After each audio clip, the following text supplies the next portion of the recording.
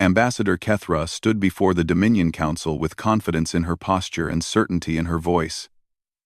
She had spent 15 years studying the small blue planet called Earth. She had watched their broadcasts, intercepted their communications, and analyzed their history. Now she was ready to deliver her final report. "The humans are afraid," she said. Her scales shifted to a deep blue, the color of absolute truth among her people. They build monuments to their dead soldiers. They teach their children that fighting is wrong. They hold protests against their own militaries. They elect leaders who promise peace above all things. The council members exchanged looks of satisfaction. The Velthari Dominion had conquered 47 species across 3 galaxies. They knew how to identify weakness. They knew how to exploit fear. High Commander Rethvin leaned forward on his throne. "You are certain of this assessment?" "Completely certain," Kethra replied. "I have studied their art, their music, their literature. They are obsessed with the horror of war. They make entertainment about the suffering it causes. They celebrate those who refuse to fight. This is not a species prepared for conquest. This is a species that will surrender the moment they see our fleet." The council voted unanimously. The invasion would proceed. 300 Velthari warships emerged from faster-than-light travel at the edge of Earth's solar system. They were massive vessels, each one capable of destroying a small moon. Their weapons had burned entire civilizations to ash. Their soldiers had never known defeat. Admiral Danny Cortez received the alert at 0347 hours. He was already awake, unable to sleep, reading a book about ancient Rome. When his communication device activated, he felt something cold settle in his stomach. He had trained for this moment his entire career. He had hoped it would never come. "Admiral, we have contact," said the voice on the other end. 300 vessels. Unknown configuration. They're broadcasting on all frequencies. Danny closed his book and stood up. He was 54 years old, with gray hair and tired eyes. He had served in 3 conflicts and lost friends in each one. He hated war with every fiber of his being, but hatred and inability were 2 very different things. "Put it through," he said. The alien message was translated by Earth's defense computers. The voice that emerged was cold and mechanical, stripped of emotion by the translation software. "People of Earth, you have been selected for incorporation into the Velthari Dominion. You will surrender all military assets, dissolve all governmental bodies, and submit to permanent occupation. You have 72 hours to comply. Resistance will result in complete annihilation. This message will not repeat." Danny listened to the message 3 times. Then he picked up his communication device and called every senior officer in the United Earth Defense Force. By sunrise, the world knew what was coming. The reaction was everything Kethra had predicted. News networks broadcast constant coverage of protests. Millions of people took to the streets demanding that their governments find a peaceful solution. Politicians gave speeches about the importance of negotiation. Religious leaders called for prayer and understanding. Kethra watched these broadcasts from her observation post near Jupiter. She recorded everything and sent regular reports back to the council. "The humans are behaving exactly as anticipated," she wrote. "Their fear is paralyzing them. Their leaders are unable to form a unified response. Victory is assured." What Kethra did not understand, what she could not understand, was what was happening beneath the surface. In a small town in Kansas, a man named Pete Garcia received a phone call. He had been a sergeant in the Army 20 years ago. He now worked as a carpenter. He had a wife, 2 children, and a dog named Buster. He had not touched a weapon in 2 decades. "We need you," said the voice on the phone.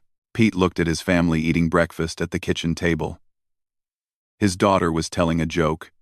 His son was laughing. His wife was pouring orange juice. It was the most beautiful thing he had ever seen. "I'm on my way," he said. Across the planet, the same scene repeated millions of times. Veterans who had sworn never to fight again packed their bags and reported for duty. Factory workers who had spent years building cars and refrigerators received new orders and began producing weapons. Scientists who had dedicated their lives to medicine and agriculture turned their attention to military technology. None of them wanted to fight. All of them were afraid. But they went anyway. Katie Vance was the commander of the UES Relentless, one of Earth's newest warships. She stood on the bridge and watched her crew prepare for battle. Most of them were young, barely out of training. Some of them were crying. None of them were running. "Commander," said her first officer, a young man named Luis Reyes. "The crew is ready." Scared out of their minds, but ready, Katie nodded. She was scared too. She had a photograph of her parents on her desk and a letter to them in her pocket, just in case she never got the chance to send it any other way. "The Velthari think we're cowards," she said quietly. "They watched us protest and assumed we wouldn't fight." "They made a mistake," Luis replied. "Yes," Katie agreed. "They confused our hatred of war with an inability to wage it. They saw our memorials and thought we were weak. They didn't understand that we build those memorials because we remember what we're capable of." In the Velthari command ship, High Commander Rethvan grew impatient as the 72 hours approached their end. He had expected surrender within the first day. Instead, his communications officers reported something strange. "Commander, the humans are mobilizing." Rethvan laughed, a harsh sound like metal scraping stone. "Mobilizing? With what? Their primitive ships? Their inferior weapons?" "With everything, Commander. Every ship they have is moving into defensive positions. Every factory on their planet is producing military equipment. Every adult capable of holding a weapon is being trained." Rethvan stopped laughing. He turned to Ambassador Kethra, who was standing in the corner of the bridge, her scales flickering with uncertainty. "You told me they would surrender," he said. Kethra's scales shifted to pale gray, the color of doubt. "They should have surrendered. Every model, every analysis predicted surrender. They are afraid. I am certain they are afraid. Then why are they preparing to fight?" Kethra had no answer. She had spent 15 years studying humanity, and she had missed the most important truth about them. Humans did not fight because they lacked fear. Humans fought because of what they loved. Every tear shed, every prayer whispered, every goodbye spoken was not a sign of weakness. It was fuel for the fire that was building in humanity's heart. The 72 hours ended. The Velthari expected a white flag. What they received instead was a single transmission from Earth Defense Command. Admiral Danny Cortez appeared on their screens. His face was calm. His voice was steady. Behind him, the flags of every nation on Earth hung side by side. "This is Admiral Danny Cortez of the United Earth Defense Force. We have received your demands. We have considered your threats. And we have made our decision." He paused, and in that pause, the entire galaxy held its breath. "We do not surrender. We do not forget. And we do not forgive. If you want our world, come and take it. We will be waiting." The transmission ended. The war began. And the Velthari Dominion learned that they had made a terrible mistake. The first battle happened near Mars. The Velthari sent 50 ships to test human defenses. They expected to destroy everything in their path and return with useful information about human tactics. Instead, they ran into Commander Katie Vance and the UES Relentless. Katie watched the enemy ships approach on her tactical display. They moved in perfect formation, each vessel exactly the same distance from the others. It was beautiful in a cold, mechanical way. It was also predictable. "They're not breaking formation," Luis Reyes observed. "They're treating this like a parade. They've never fought anyone who could fight back," Katie replied. "They don't know any other way." She gave the order to attack. The Relentless and her sister ships did not move in formation. They scattered like leaves in the wind, each vessel finding its own path through the enemy lines. The Velthari computers tried to track them, tried to predict their movements, but human tactics followed no pattern the machines could understand. A young pilot named Amy Chen flew her small fighter directly at a Velthari cruiser. Her targeting computer told her she was too close, that she should pull away, that she was going to die. She ignored it. At the last possible moment, She released her missiles and pulled up hard enough to make her vision go gray. The missiles struck the cruiser's engine section. The explosion lit up the darkness of space. Amy survived. Barely. Her fighter was damaged, and she was bleeding from a cut on her forehead. But she was alive. And the enemy cruiser was not. "Good hit, Chen," Katie's voice crackled over the radio. "Now get back to the ship before you bleed out." "Yes, Commander," Amy replied. She was shaking. She was terrified. But she was also still fighting. The Velthari lost 12 ships in that first battle. The humans lost 8. By normal military standards, it was a close fight. By Velthari standards, it was a disaster. They had never lost 12 ships to a species they considered inferior. They had never lost 12 ships at all. High Commander Rethvan received the news in silence. His scales had turned a dark purple, the color of anger among his people. Ambassador Kethra stood before him, her own scales pale with fear. "Explain this," Rethvan demanded. "I cannot," Kethra admitted. "The humans should not have fought. They should not have been able to fight like this. Their tactics make no sense. Their tactics won the battle." "Yes, Commander. I do not understand how." What Kethra did not understand, what no Velthari could understand, was that humans did not fight like machines. They fought like animals. They fought like creatures who had spent millions of years killing each other and everything else on their planet. War was not something humans had learned. War was something humans had invented. On Earth, the news of the victory spread quickly. People who had been preparing for the worst allowed themselves a moment of hope. But the military commanders knew better. They had won one battle. The war was far from over. Admiral Danny Cortez met with his senior officers in a bunker deep beneath the Rocky Mountains. They were tired and worried, but there was something else in their eyes, something that looked like determination. "The Velthari are confused," Danny said. "They've never encountered resistance like this. We need to use that confusion while we have it." General Sam Ortega pulled up a holographic map of the solar system. He was a big man with a deep voice and hands that looked like they could crush rocks. He had fought in 3 wars and lost his left eye in the second one. The patch he wore over the empty socket was decorated with the flag of his native Texas. "They're regrouping near Jupiter," Sam said. "Our scouts report they're bringing in reinforcements. We hurt them, but we didn't stop them." "Then we hurt them again," said Lisa Brennan, the fleet admiral. She was small and quiet, the kind of person you might overlook in a crowd. But when she spoke, everyone listened. "We hit them before they can organize. We don't give them time to adapt." The plan was simple but dangerous. Human ships would launch a surprise attack on the Velthari fleet while it was still regrouping. They would strike fast and hard, then disappear before the enemy could respond. It was the kind of tactic that worked in history books and usually failed in real life. But humans were desperate.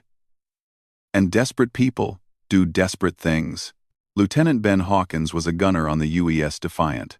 Before the invasion, he had been a history teacher in a small town in Ohio.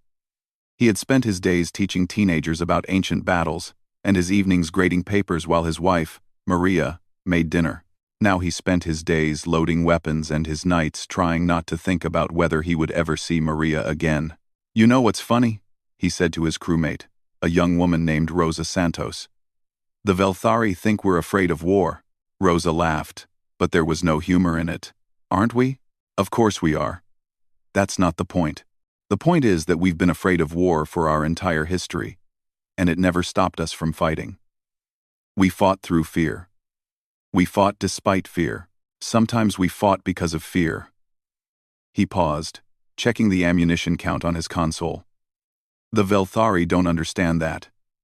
They think fear makes you weak, but for humans, fear just makes you more dangerous." The surprise attack launched 3 days after the first battle.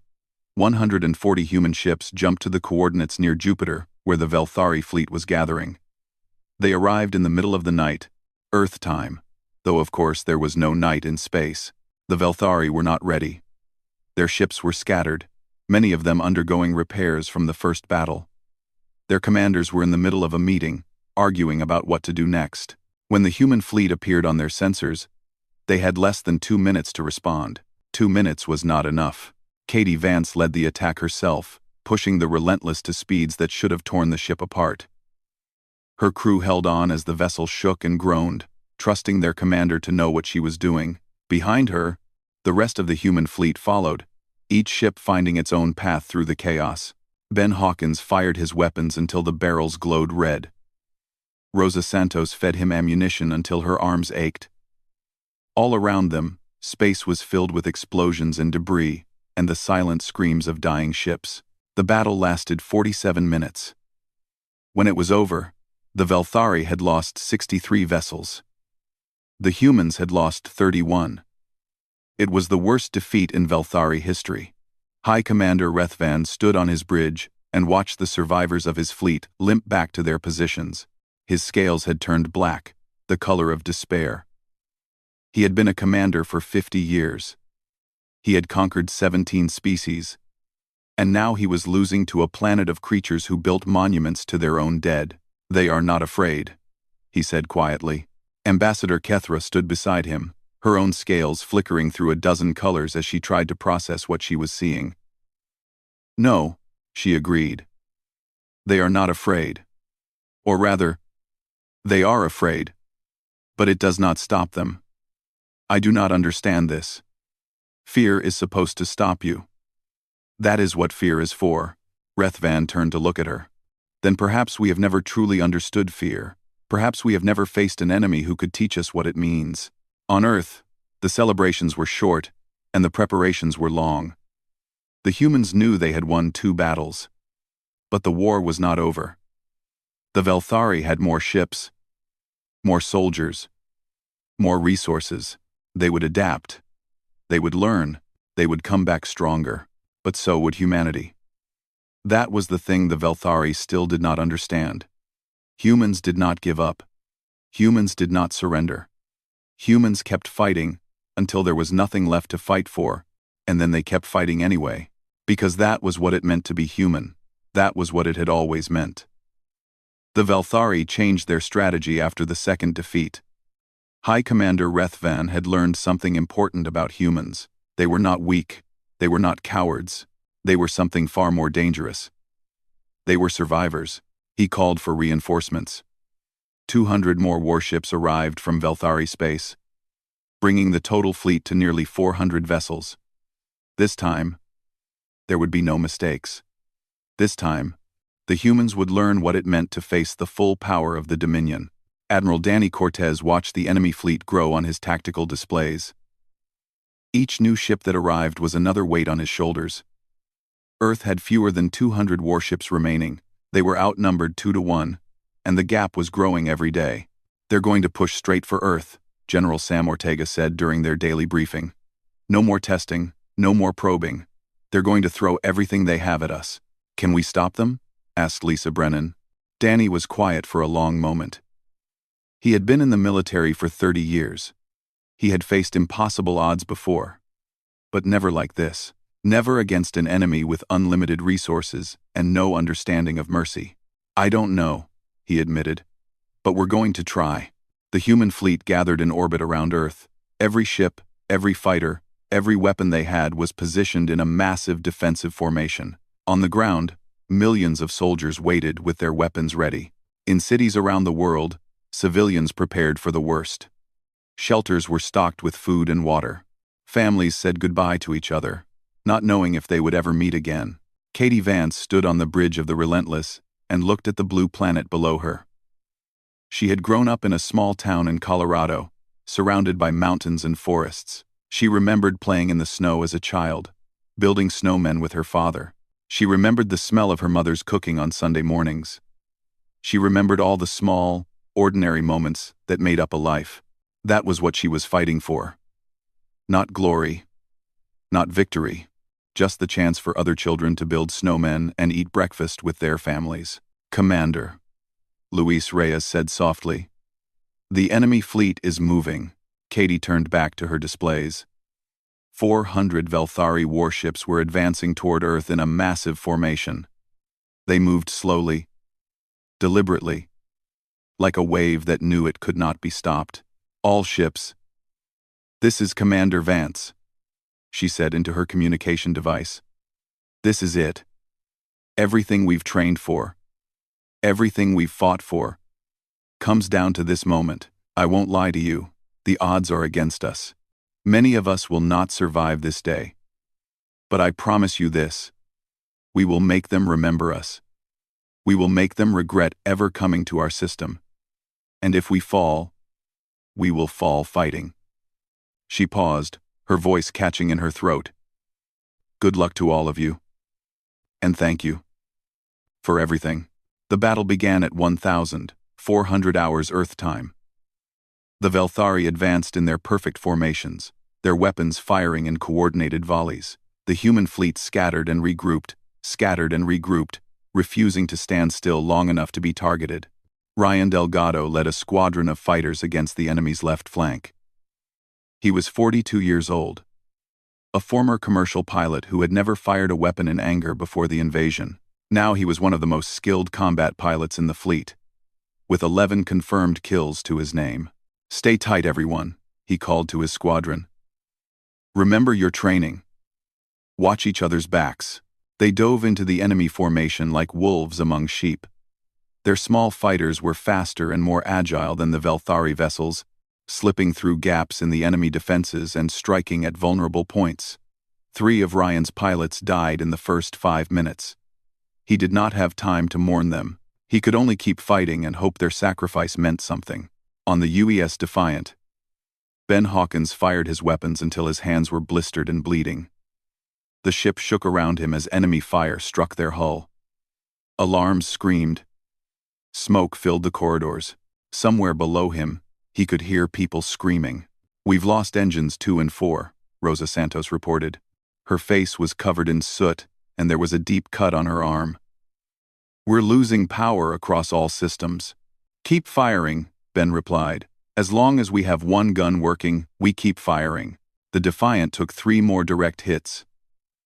The ship broke apart in a silent explosion, spilling debris and bodies into the void. Ben had just enough time to think of Maria, to picture her face one last time, before everything went dark. But for every human ship that fell, they took Velthari vessels with them. The enemy was learning what it meant to fight humans. They were learning that humans did not stop. They did not give up. They kept fighting until their last breath, and sometimes even beyond. Dr. Megan Torres was not a soldier. She was a xenobiologist, a scientist who had spent her career studying alien life forms. When the invasion began, she had been assigned to a research team studying captured Velthari technology. What she discovered changed everything. The Velthari cannot handle high acceleration, she reported to Admiral Cortez. Their bodies are not built for it. They can only withstand about 3 times Earth's gravity. Anything more than that, and they lose consciousness. Anything beyond 5 times gravity, and they die. Danny stared at her. Humans can handle much more than that. Yes, sir. Trained humans can withstand 9 or 10 times Earth's gravity for short periods. Fighter pilots have been known to survive even more. Quote, "We're conscious. Fighter pilots have been known to survive even more." Danny turned to Lisa Brennan. Can our ships be modified to accelerate faster? Lisa nodded slowly. It would be dangerous. The stress would be enormous. We would lose ships just from the strain, but we could outmaneuver them. We could go places they cannot follow. Yes, sir, we could. The order went out immediately. Human ships began pushing their engines beyond safe limits, accelerating at rates that would kill any Velthari pilot. The enemy could not understand what was happening. They watched human vessels move in ways that should have been impossible, making turns that should have crushed everyone aboard. Commander Katie Vance pushed the Relentless to 8 times Earth's gravity. Her crew screamed in agony as the acceleration pressed them into their seats. Some passed out. Some broke bones, but the ship moved faster than any Velthari vessel could match, slipping behind enemy lines and striking at their command ships. This is insane. Luis Reyes gasped through gritted teeth. His nose was bleeding, and his vision was going gray at the edges. Yes, Katie agreed. Her own voice was strained, each word an effort. But it's working. She fired everything the Relentless had at a Velthari battlecruiser. The enemy ship tried to evade, but it was too slow. Human missiles struck its engines and its weapons and its bridge. The battlecruiser exploded in a bloom of fire and metal. All across the battle, human ships were doing the same thing. They pushed themselves to the edge of death and beyond, using their own bodies as weapons against an enemy that could not match their endurance. It was brutal. It was desperate. And it was working. High Commander Rethvan watched his fleet crumble around him. He had brought 400 ships to crush humanity. After 6 hours of fighting, he had fewer than 200 left. The humans had lost half their fleet as well, but they were still fighting.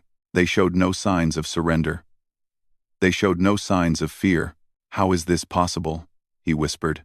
"How are they doing this?" Ambassador Kethra stood beside him, her scales pure white with shock.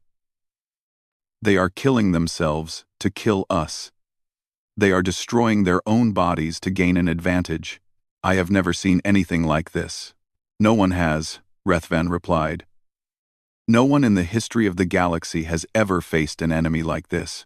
The battle continued for another 3 hours. When it was over, the Velthari had lost 247 ships.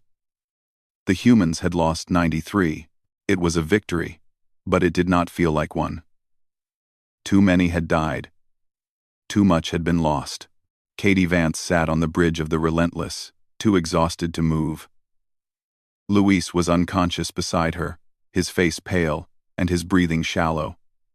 Half her crew was dead or injured. Her ship was barely functional, but they had won. Against all odds, against an enemy that should have crushed them, they had won. And somewhere in the wreckage of the Velthari fleet, High Commander Rethvan was learning a lesson he would never forget. Humans were not afraid of war. Humans were not weak. Humans were the most terrifying species in the galaxy, and they were just getting started. The Velthari retreated to the outer edge of the solar system to regroup. They had come to Earth expecting easy conquest. Instead, they had found something else entirely. They had found a species that would not break, would not bend, would not surrender no matter how high the cost. High Commander Rethvan sent a message to the Dominion Council requesting more ships, more soldiers, more weapons. The Council was shocked. In 50,000 years of expansion, the Dominion had never needed reinforcements against a single planet. They sent the ships anyway. But doubt had begun to spread through the Empire like a disease. On Earth, there was no time to celebrate the victory. Admiral Danny Cortez knew that the Velthari would return stronger than before. He also knew that humanity could not survive another defensive battle. They had won, but just barely. The next time, they might not be so lucky. "We need to go on the offensive," he told his commanders during an emergency meeting. "We cannot keep waiting for them to attack us. We need to take the fight to them. Our fleet is in ruins," Lisa Brennan pointed out. "We've lost almost half our ships. The ones we have left are damaged and understaffed." "Then we rebuild," Danny replied. "And while we rebuild, we hurt them in other ways." The plan was bold and dangerous. Human special forces would launch raids against Velthari supply lines and communication stations. Small teams would slip behind enemy lines and cause as much damage as possible. It was the kind of warfare humans had practiced for thousands of years.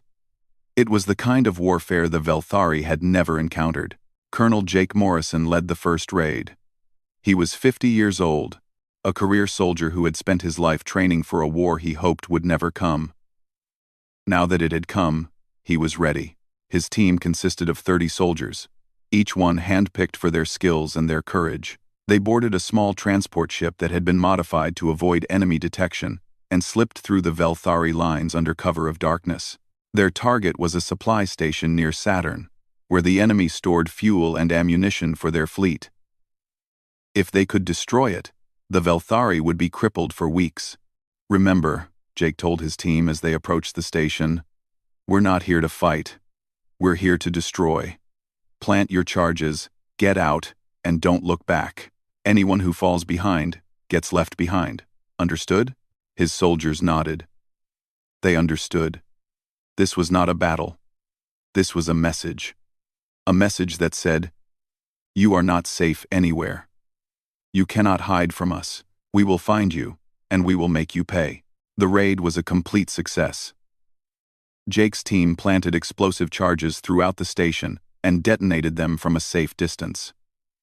The explosion was visible from Earth, a brief flash of light against the darkness of space. When it faded, the Velthari supply station was gone. But the war was not just fought in space. The Velthari had managed to land troops on the surface of Mars before their fleet was pushed back. Now those troops were dug in, holding strategic positions, and waiting for reinforcements that might never come. Sergeant Chris Ruiz was given the task of removing them. Chris was 28 years old, born and raised in a small town in New Mexico.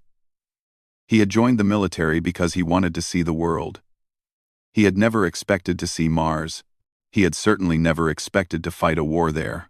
His unit was assigned to capture a mountain pass that the Velthari were using as a defensive position. Intelligence reports suggested there were about 200 enemy soldiers holding the pass. Chris had 80 men and women under his command. "We're outnumbered," his lieutenant, a young woman named Dana Price, pointed out. "The terrain favors the defenders."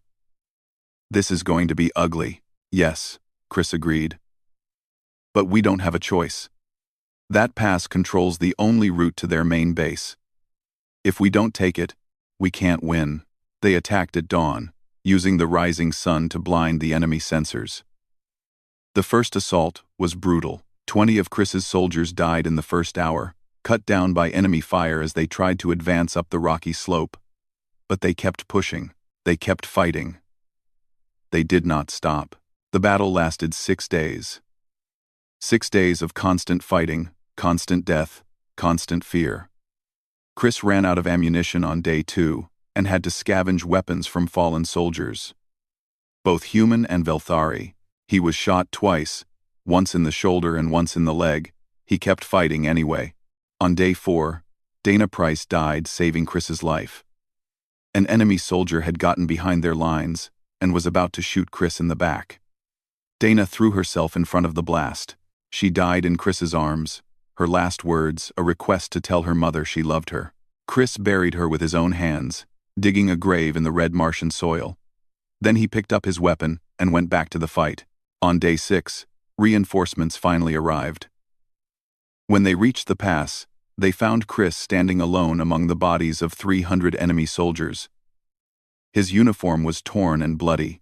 His face was covered in dirt and sweat, but he was alive. "Sergeant," the commander of the reinforcement said, staring at the carnage around them. "What happened here?" What happened here?" Chris looked at the bodies of his fallen soldiers, the men and women who had trusted him to lead them.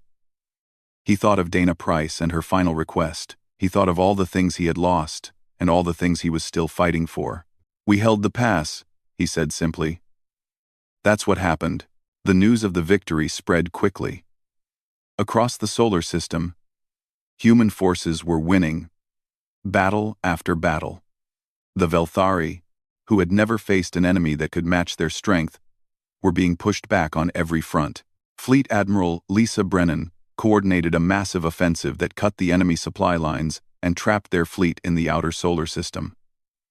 Without fuel and ammunition, the Velthari ships were sitting targets.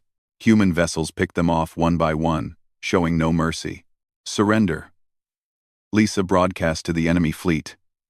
"Your supplies are gone. Your reinforcements are not coming. You have no hope of victory. Surrender, and we will treat you fairly." High Commander Rethven received the message on his command ship. He looked at the tactical displays showing his fleet's position. He looked at the reports of human forces closing in from every direction.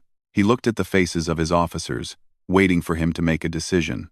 For the first time in his life, he felt fear. Real fear. The kind of fear that humans had been feeling since the beginning of the war. The kind of fear that came from knowing you might lose everything. "Commander," Ambassador Kethra said softly, "they are offering mercy. Perhaps we should accept."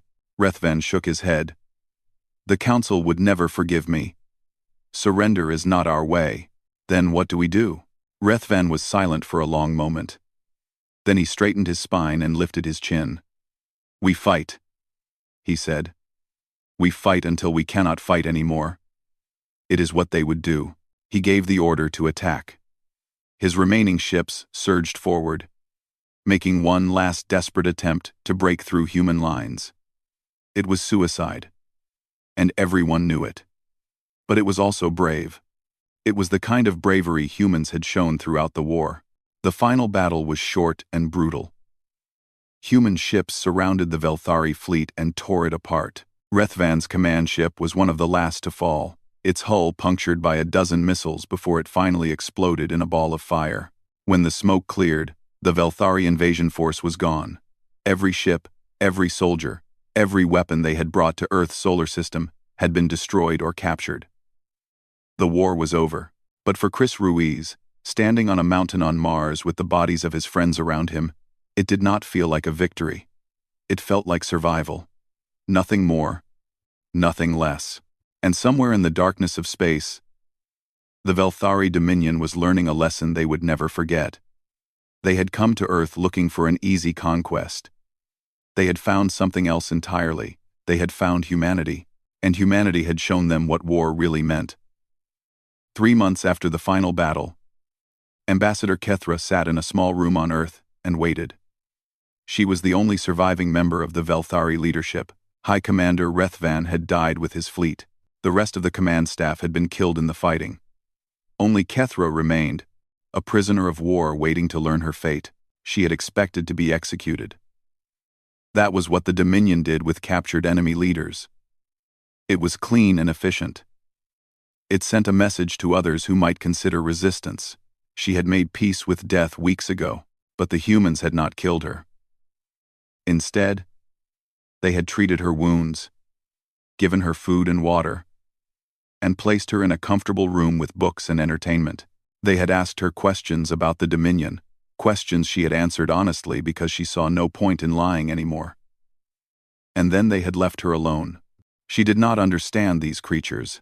She had spent 15 years studying them, and she understood them less now than when she started.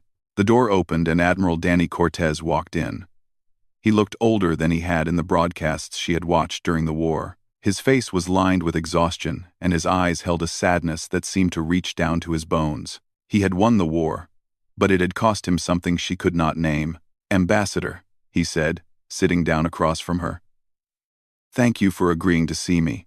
Kethra tilted her head. "I am your prisoner. I did not think I had a choice. You always have a choice. I could have come to you, or I could have sent someone else, or I could have left you alone. I chose to come myself, because I thought you deserved that respect." Respect. Another word she did not fully understand when applied to enemies. The Dominion did not respect its enemies. It conquered them, or destroyed them. There was no middle ground. "Why am I still alive?" she asked. Danny was quiet for a moment. "Because killing you would not bring back the people we lost. Because revenge does not heal wounds. Because we are trying to be better than our worst instincts, even when those instincts are screaming at us." Kethra's scales shifted through several colors as she processed his words. "I do not understand. We invaded your world. We killed millions of your people. By any reasonable standard, you should want me dead." "I do want you dead," Danny admitted.